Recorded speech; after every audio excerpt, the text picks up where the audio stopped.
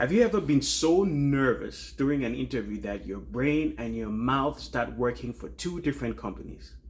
Well, let me tell you a short story about Silas, an immigrant from a specific country. I don't want to be specific.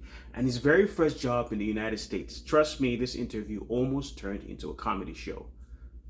Silas had only been in the United States for 5 months when he received an interview invitation from Funny Face Incorporation. When he saw the email, he shouted in his apartment, "Silas, you have made it. I would kill this interview. I'm going to show these Americans what I'm made of." The next morning, Silas dressed like a man going to meet the president. Suit, check. Tie, check. The shoes so shiny you could see the future in them. But as he stood in front of the company building, his confidence completely disappeared, I'm telling you. His heart started beating like an African drum during a championship football match. "Silas, relax," he whispered to himself. "This is just a small interview, not immigration."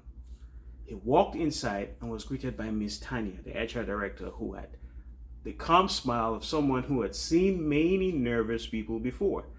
"Good morning, Silas," she said kindly. Silas stood up quickly and said, "Good evening, ma. I mean, good morning. I mean, hello in general." Miss Tanya smiled. "Please have a seat." Silas sat down, but accidentally spilled the coffee right in front of him, then sat down like his chair had electricity. Miss Tanya began the interview. "So Silas, tell me a little bit about yourself." Silas panicked. "Well, I am very hardworking, but sometimes I am lazy. But not lazy, just resting professionally." Miss Tanya paused. "Resting professionally, is that a new skill?" Silas wanted the ground to open and swallow him up immediately. Then came the next question. "Silas, do you work well under pressure?" Silas meant to say yes, but nervousness hijacked his brain completely. "No, I mean yes. I mean when there's pressure, I become more pressured." Miss Tanya burst out laughing. "Silas, I think your nervousness came to the interview before you did."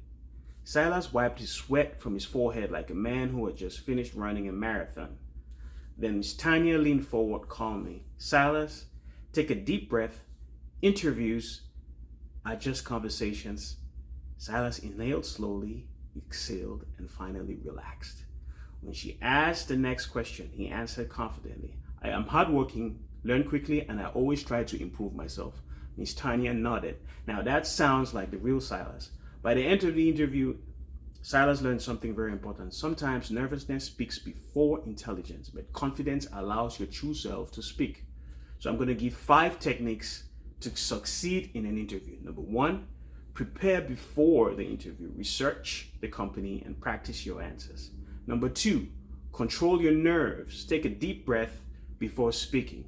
Number 3, listen carefully to the questions before answering. Number 4, be honest and confident about your strengths. It's okay. Number 5, maintain good posture, eye contact, and a positive attitude.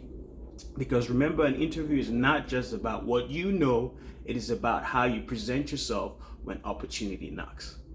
I hope this can help someone out there who is about to go for an interview and is very nervous. Have a blessed day, and I'll be back with more content.